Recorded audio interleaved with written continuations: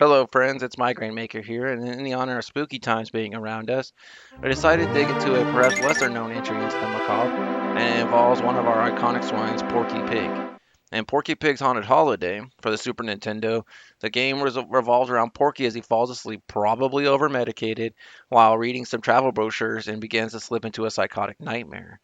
The game is a fairly straightforward platformer with some interesting twists. Porky can collect pies and cakes, but these seem to be for points only.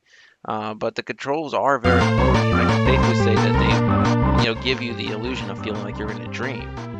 And Porky can jump, and in only certain areas use a projectile weapon, which is kind of weird when it works. And it's kind of weird that it's only for those areas. The music adds to this dreamlike mood as it is extremely ethereal, and if a bit louder in certain areas, could certainly set the mood as Porky gets through his psychosis. The visuals add to the feeling of the ether, with Porky materializing as a cloud of smoke after a death.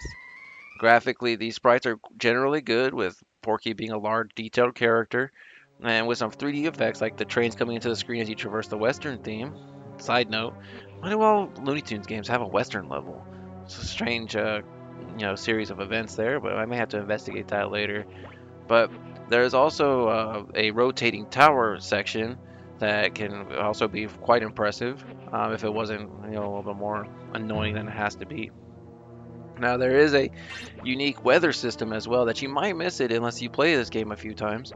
But it can rain in Atlantis or it can snow in the Alps. It seems fairly random when that would happen, but it does affect the gameplay slightly, so that is an interesting twist on that.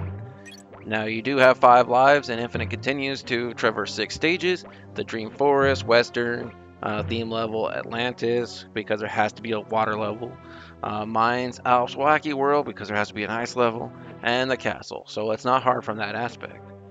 Now, what is harder, however, is there is an absurd difficulty spike towards the back half of the game. The pace of the game goes from a casual yet rewarding experience to one of sheer FU to the gamer.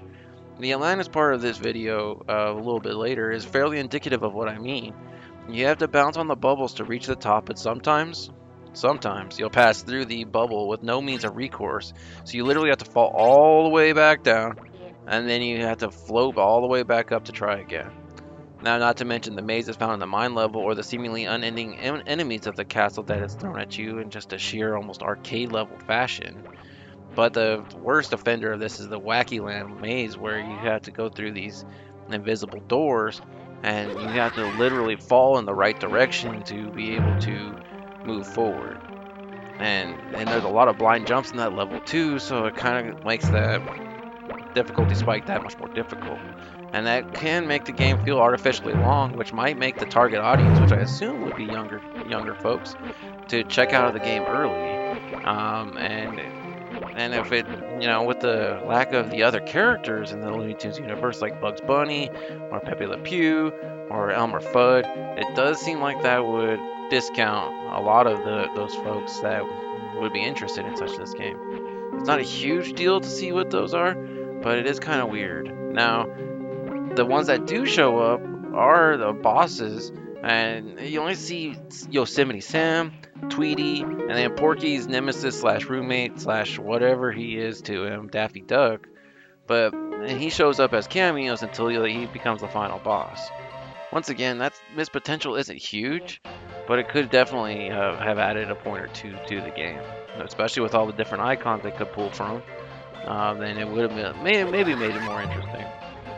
Now, considering this is one of Sunsoft's last game for this system before their impending bankruptcy, there's a lot to like, but it's often equaled by some of the more baffling gameplay choices and even music. No real attack and the difficulty spike might turn away the target audience, and the Wacky World segment is truly annoying with its fake doors and misdirects. Now, that's not to say I didn't have fun with this game. It just, with those tweaks, it could have been a true gem for the Super Nintendo. Now, and as it is Halloween and spooky time, it is a fun Halloween game for the younger audience, but that can be kind of frustrating and they may quit before they get to the end.